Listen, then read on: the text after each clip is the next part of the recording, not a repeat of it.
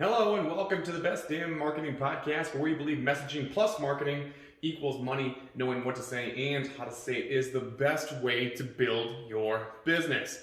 I am your host, Hunter Charneski, and this is a very special episode of the Best Damn Marketing Podcast because, as my friend Brennan Lilly used to call it, we're coming at you on the YouTubes. I don't know if Brennan still calls it the YouTubes, but I heard him say it once and it was absolutely brilliant. So we are doing it live, okay, over on the YouTube channel as well. So now you guys get to hear me and see my face. There we go. That's what it's all about, okay? But before we get started, I want to touch on a few things, per usual. Hope you guys had a great Black Friday. Hope you guys raked in a lot of that dough. Hope you guys are changing lives, building your business, all of that good stuff. And I think it's a good time to just express some gratitude. I'm very, very grateful for all of you who have followed me from powerlifter, which was several years ago, powerlifter to then you went on the sprint or die journey with me.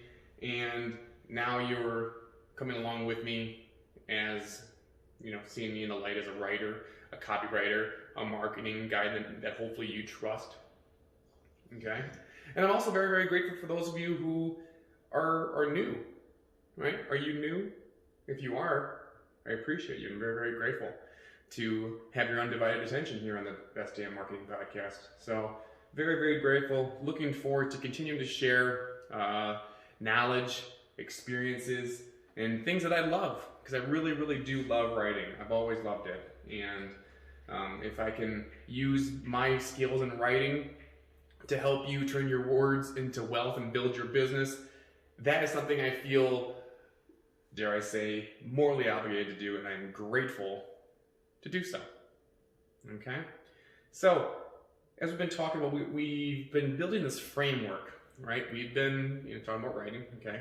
We've been crafting a story that we're going to invite our customers into, all right? So here's a quick little recap. We talked about in episode 1, the aspirational identity, taking somebody from A and moving them to B, right?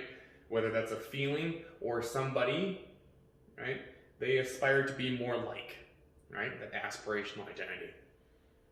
We talked about the want, right? It is tied directly to the aspirational identity. Otherwise, the story wouldn't make any sense, right?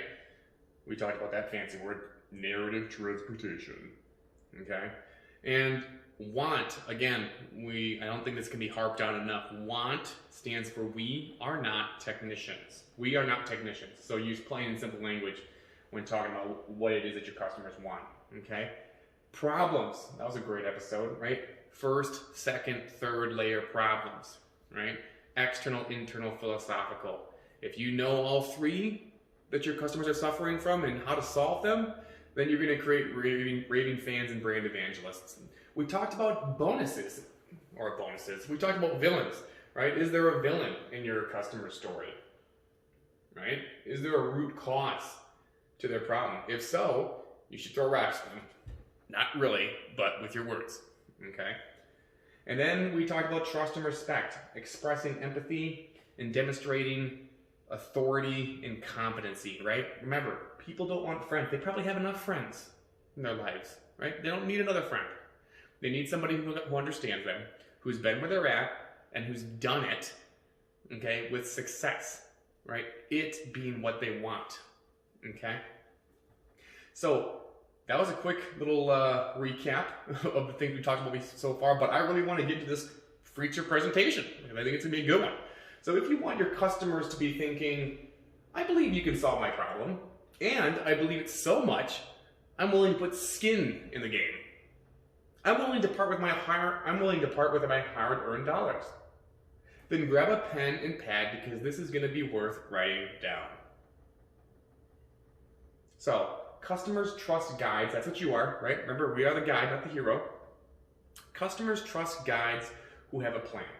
And why is this? Why is that? Why do customers trust people with a plan? Because it does one of two things. And maybe if you're really good, it does both, okay? But it's for sure got to do one or the other, all right? 1, clarifies how somebody can do business with you, and 2, removes the sense of risk somebody might have if they're considering investing in your products or services, okay? Think of it like a river that you're trying to cross with your customer, right? You're bringing your customer, maybe you're a camping or a hiking guide, right? And you come up on this river and you got to cross it, okay? Well, a simple way to cross the river, right, would be leading them or guiding them to from stone to stone. Here, step here first. See how easy that was? Okay, great. Then step here. Look at that. You're doing great. Boom. And now step here. Oh, and now we're across the river. Okay? So think of it in that way. It's got to be simple. It's got to be clear. It's got to be concise, and it has to remove the risk. Okay? Because, given the state of affairs this country is in, right? You need to remove risk. I think that's a really big one right now. People are antsy. People are stressed out. They need the risk. Vámonos, right? Get rid of it with your plan, okay? And so after customers read your email, attend your webinar, or visit your website, okay, they're wondering, okay, what do you want me to do now, right? So this was a great caption on Instagram. I loved it. The content was even better above. Hopefully your words were on point. Okay, so they're wondering, okay, this is awesome. What do you want me to do now? Right? What do you want me to do now? So you guys know I'm all about examples. I love giving practical examples. Okay, that's how we do it here at the Best Game Marketing Podcast. All right, so if you own a storage system company, your plan could be as simple as step 1, measure your space. Step 2, order the items that fit. And step 3, install it in minutes using basic tools. Right? It's clear, right? It's removing risk. It's like, just measure the space or the items that fit, then boom, now you're gonna be able to do it because it's easy. You're using basic tools, right? What if you dabble in software? Well, step 1, right? Download the software. 2, integrate your database into our system. And 3, revolutionize your customer interaction. Yowza. See, I have no idea if that's what an actual software company would do, because I haven't worked at a software company, but I thought that sounded pretty good, so I threw it in there. What about a car dealership? This is pretty simple, right? Especially if you drive like a Ford or a Toyota, right? And don't write me. I'm not being an advocate. I don't get a kickback if you buy a Ford or a Toyota, right? But I know that they enjoy free maintenance for life if you have one of those brands, right? So the simple plan for one of those dealerships, right, would be 1, test drive a car. 2, purchase the car. 3, enjoy free maintenance for life. Talk about removing risk, right? Simple, it's clear, and the risk has been removed. Okay? Say you own a gym. You guys know I'm partial to gyms. I owned one for several years. Okay? What do you do if you're a gym owner? What do you do if you're a coach? What do you do if you're training athletes? Well, it was pretty simple. This is the one we had for Freak Factory on our website. Step 1, schedule an appointment. Step 2, allow us to create your customized plan. Step 3, let's execute the plan together, right? Because remember, we are the guides. We are not the heroes. So they don't want us to do it for them, right? This is a collaboration. This is a team effort, okay? Right? They're not looking for a hero. They're looking for a guide. So execute the plan together, okay? Now, if you've noticed, in any of the 4 examples I've just given, all of them are only 3 steps, okay? Only 3 steps long. And why is that? Because the science says that people like 3s, right? You know it, I know it, they know it, right? People like things in 3s. So keep it at 3, right? Because if you start to go to 4, into 5, into 6, right? Then you're starting to confuse people, right? People are going to start burning way more calories than they should or want to when they're reading your email blast or visiting your website. Like, oh, geez, this looks complicated. I don't know if I want to burn this many calories just to do business with this person, right? And if you're laughing at me, that's okay, but just know I'm right, okay? Simplify. We've talked about this before. People will run away from confusion and towards clarity, right? There was a great math equation I had when I was doing a lot of speed coaching. Now what was it? It was execution has two best friends, and their names are simplicity and transparency, right? I think one of the best ways to get simple and transparent is by having a 3-step plan, right? If you want to execute, okay?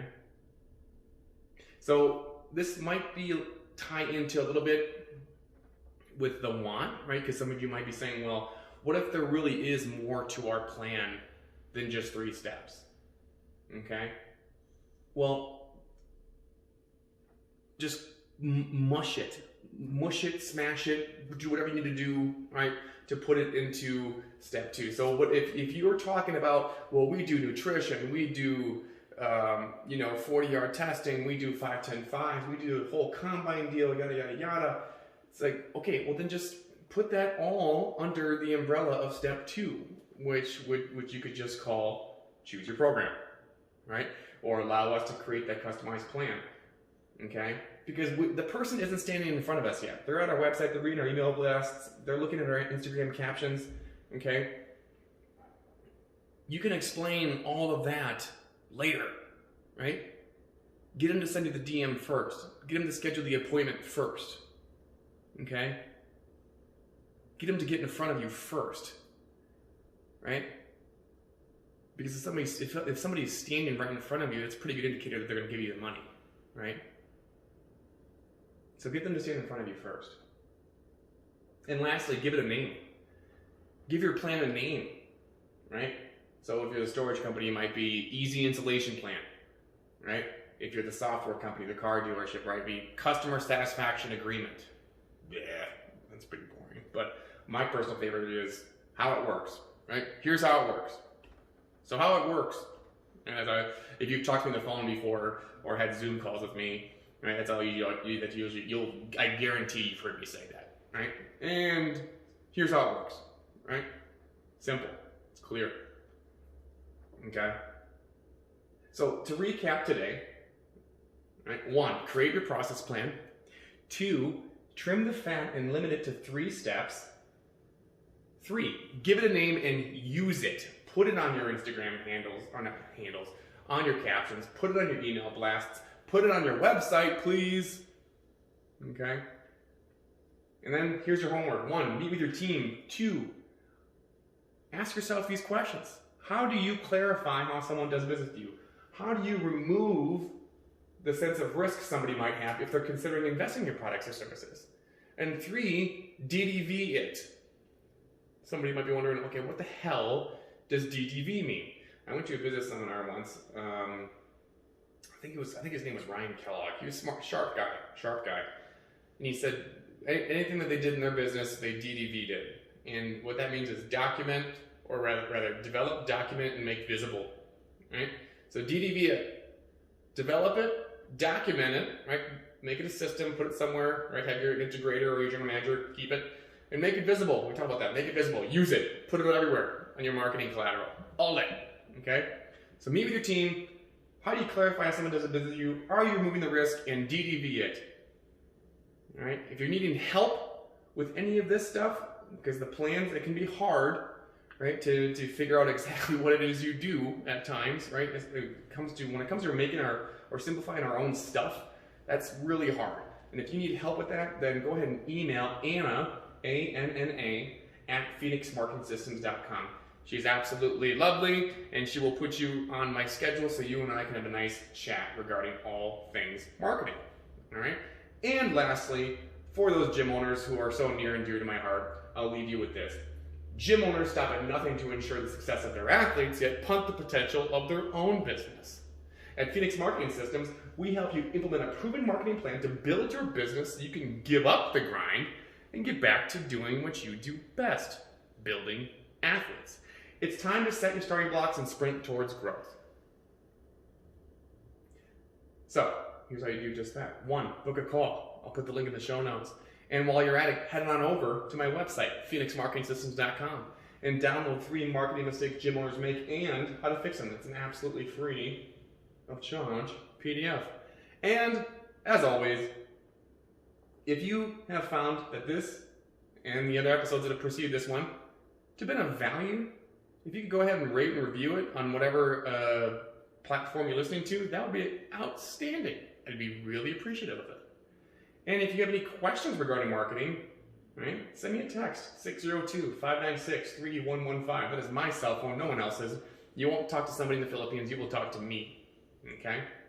Stop losing business to worse coaches with better marketing and start expanding your reach, helping more athletes, and becoming a legend.